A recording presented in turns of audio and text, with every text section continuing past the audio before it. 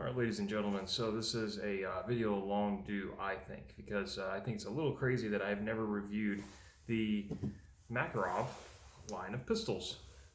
Considering all the other milsurp stuff that I have and the fact that I really like pistols more than rifles, to be honest, the fact that I have never really talked about Makarov pistols. So I know I have that one shooting video where I was shooting the Chinese Makarov that I have, but I've never actually sat down and done a full review over it. So that's something that I want to do here in this video. So in particular though, the only Makarov that I still have in my possession is this very nice East German example here. And I don't know if anyone can tell, but the current, shall we say, uniform, jacket, whatever you want to call it, overcoat is East German surplus. So I figured it kind of fit the aesthetic, shall we say. Though I will say this overcoat is minimal quality, shall we say. It is paper thin. So don't exactly know what they were trying to do with this whole setup, but it's not great.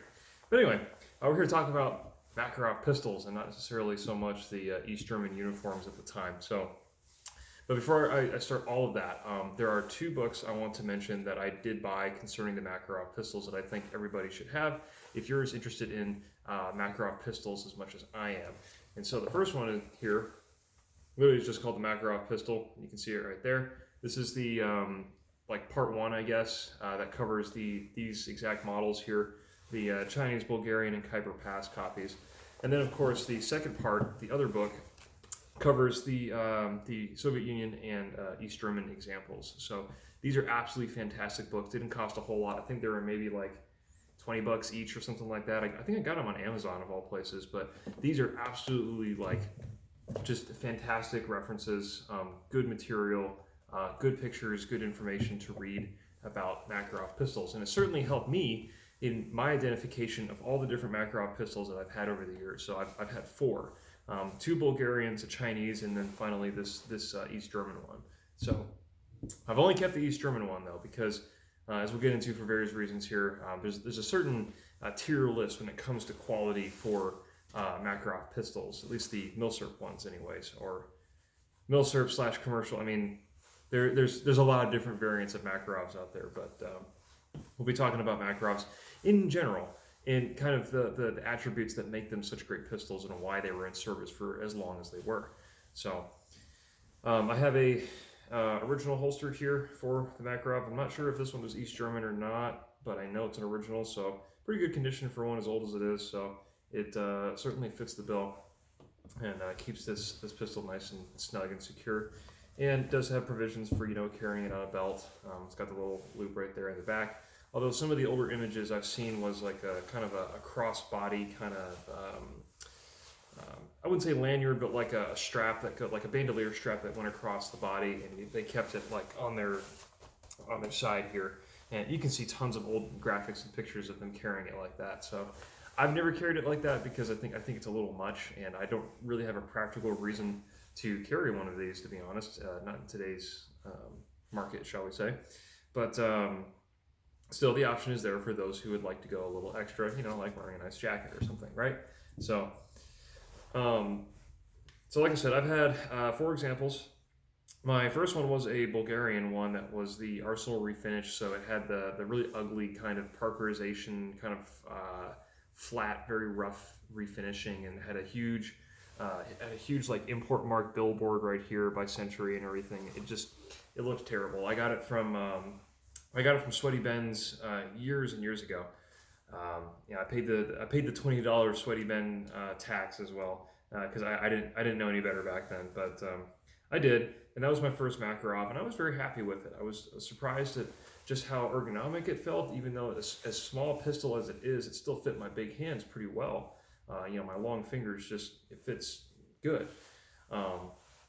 The action was a little rough and a little hard, but I kind of expected that from direct blowback pistols like this, because you're fighting against that big old honking recoil spring in here.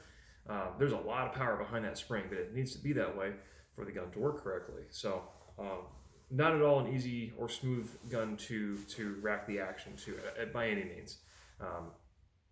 Refinement is not used in the same sentence as describing a Makarov pistol, at least not in a positive light. These things are not refined at all, but for the purpose that they were intended, which is to be a military service sidearm, these things are absolutely fantastic, I think. Very, very simple. They have like less than 30 parts compared to the Walther PP, which these are very, very, very heavily based on. Walther PP has like 40 or 50, 60 something parts into it. This has less than 30. I think it has like 27 parts total. I forget the exact number, but it's less than 30. So very simple design, but it works. It just works great.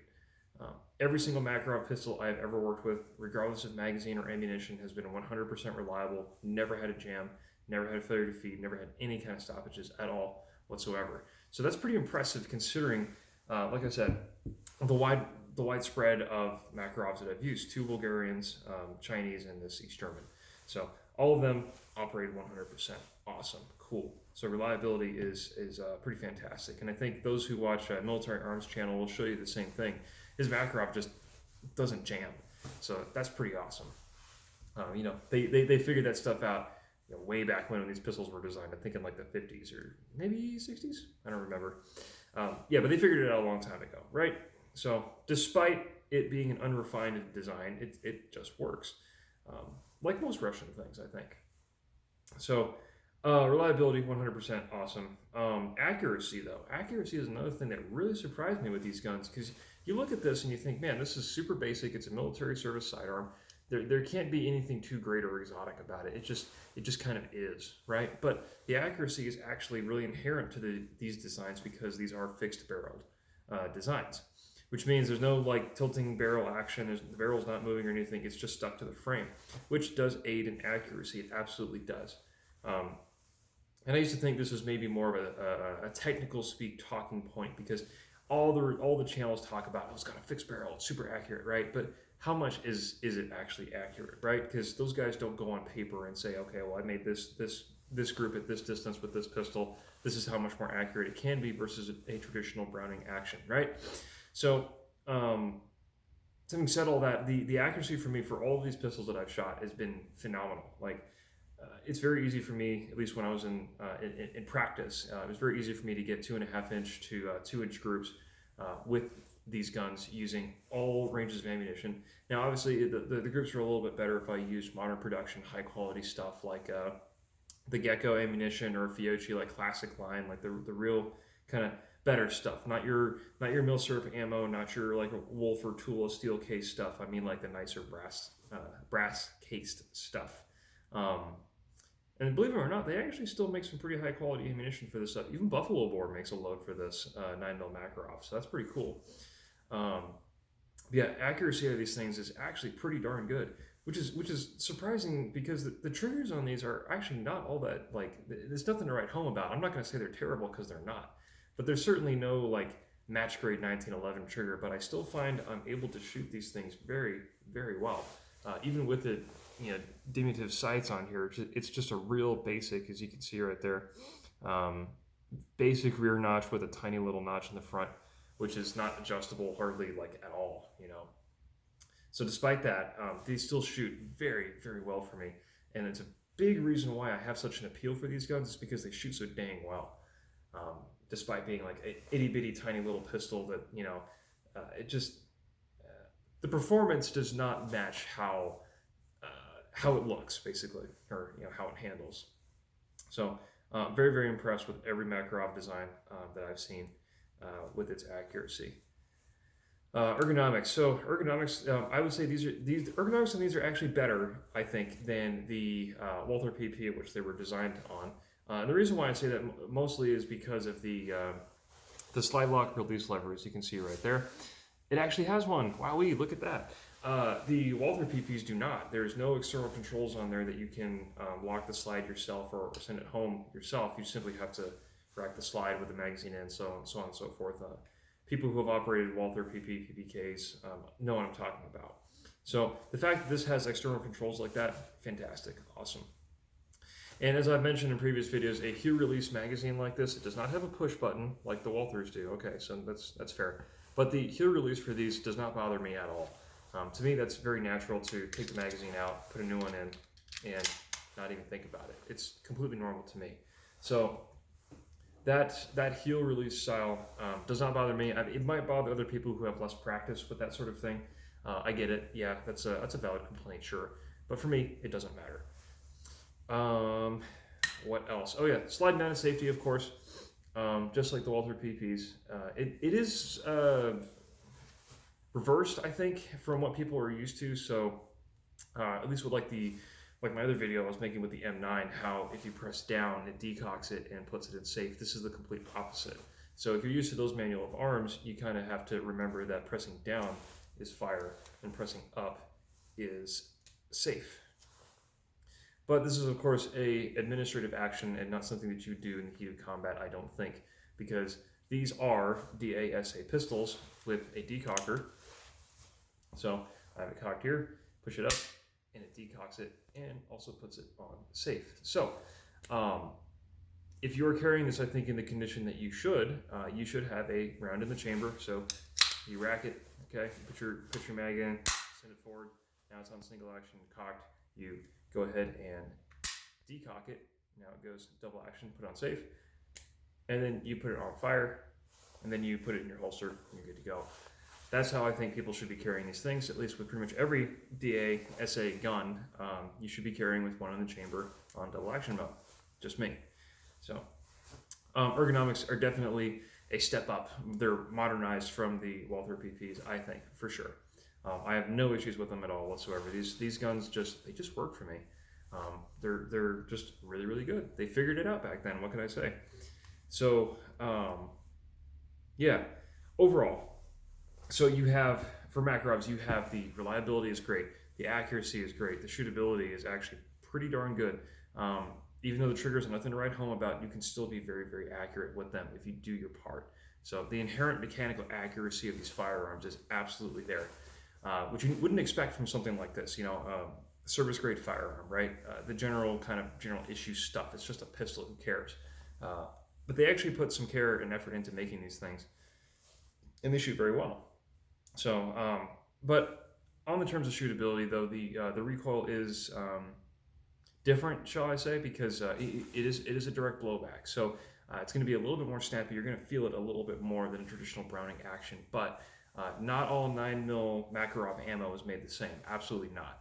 So if you're shooting some milder stuff like some of the Milsurp things or the Wolf or Tula steel case versus the really hotter stuff like Buffalo Bore or the Fiocchi Classic line, some of the S&B loads as well. Usually if it's brass case, it's going to be a teeny bit hotter than the Milsurp and the steel case stuff. So when you shoot that hotter stuff, you are absolutely 100% going to feel it in your hand. Even though Makarovs are definitely a pistol you can shoot all day long and not really feel bad about it, you will feel the sting just a little bit in your hand because this is an all steel frame. So you will feel the recoil. You will notice a difference. It's not painful by any means. It's not unpleasant, but you will notice it. So it's just a little bit different from just your typical Browning action. So people who have shot PPKs in 380 know exactly what I'm talking about. Now those actually are somewhat unpleasant to shoot, but these Makarovs are not. So so in general, that's how my experience has been for all the Makarovs that I've shot, handled, owned, operated. Just been 100% reliable, super accurate, very easy to shoot. Ergonomics are great for me. Fantastic, great value. So the particular story though behind this one, I was just going around my usual gun stores, and one of my favorite stores I like to go to, they always get old stuff in all the time. And so I saw this guy sitting there in their case, and it looked pretty worn, kind of beat up, and kind of dirty and everything. And I said, but I noticed it had bluing on it, and you can see this has bluing all over it, right? This is pretty typical of East German designs. They typically look pretty darn nice because the East Germans made them well, absolutely. So the guy there said, "Oh yeah, I think it's an East German Makarov, and yeah, it's pretty beat up. So I don't know, we'll give it to you for 300." I was like, 300, sure. Can I take it apart and look on the inside? And they're like, yeah, sure, whatever. They know me, so they let me do it. And so when I took this gun apart, it honestly was just really god dang dirty. So I took it apart. There's nothing particularly wrong with this gun. There, all the parts are there. I mean, it looks fine. It's sure a lot of honest wear, sure.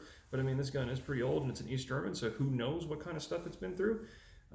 East Germany has a pretty turbulent history, shall we say. So I wasn't going to be particularly too harsh on the quality of the outward appearance, I guess, or the internal wear, I guess, of the parts of this gun. So, but I took my finger and I was like, oh, I'm curious. So I took my finger, I rubbed it on the barrel a little bit there, kind of rubbed it in the inner workings, and I'm like, huh, it's just dirty.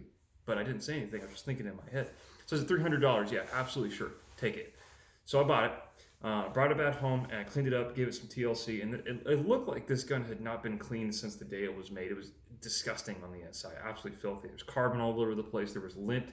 There was all kinds of manner of dirt. I think I even found like a hair follicle in there too. I don't know where this pistol has been or what the previous owner has done.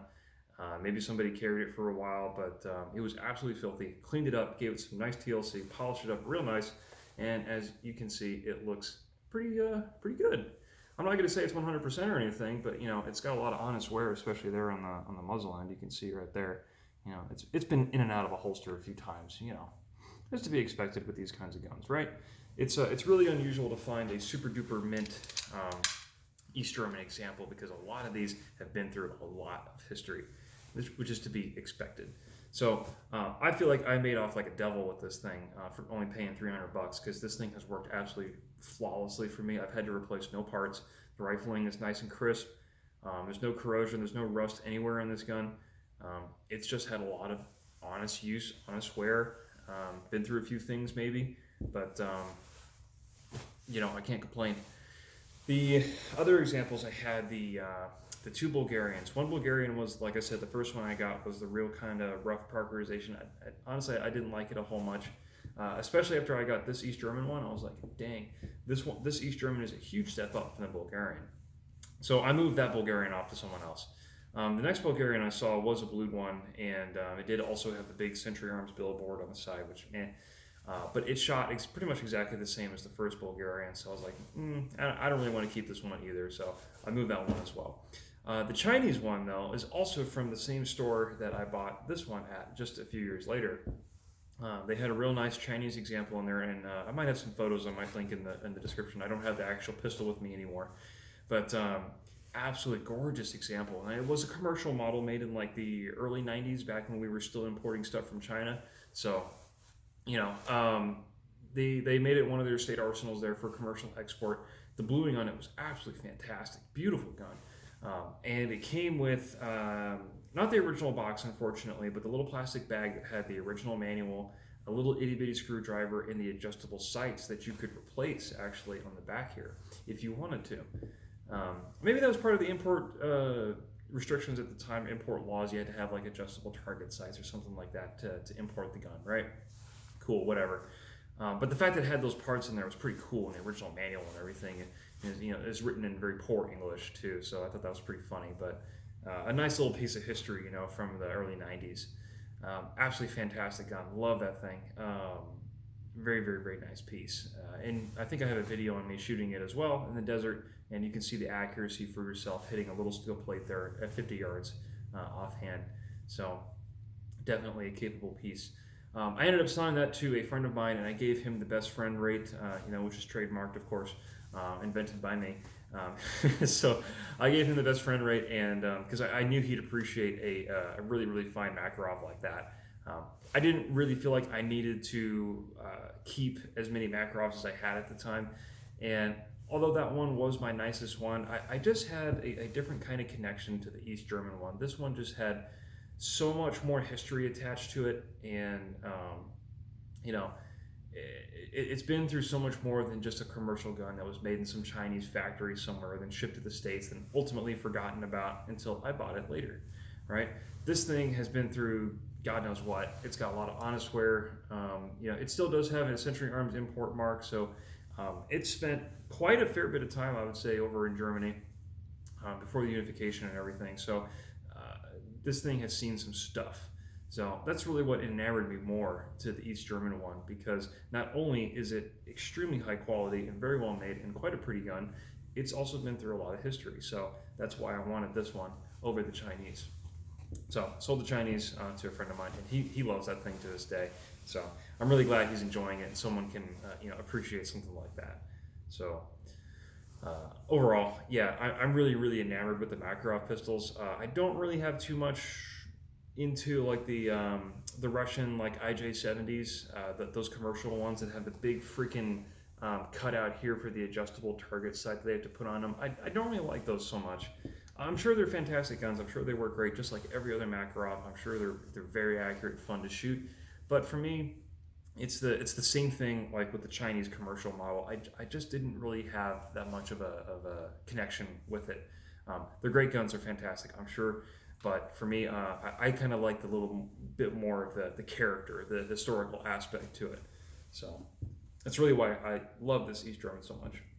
And maybe someday I'll get another one, maybe one that's nicer. But the prices for these things are just going through the freaking roof.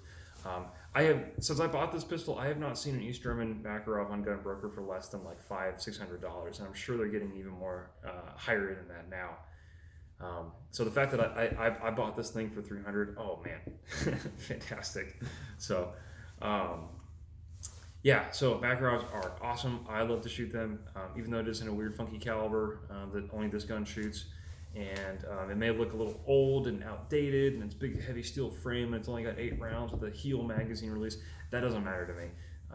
I still know it's a capable and effective sidearm, because I mean, hey, there's a reason why the Russians used it for as long as they did, and why so many other comm-block countries have also used it for as long as they did.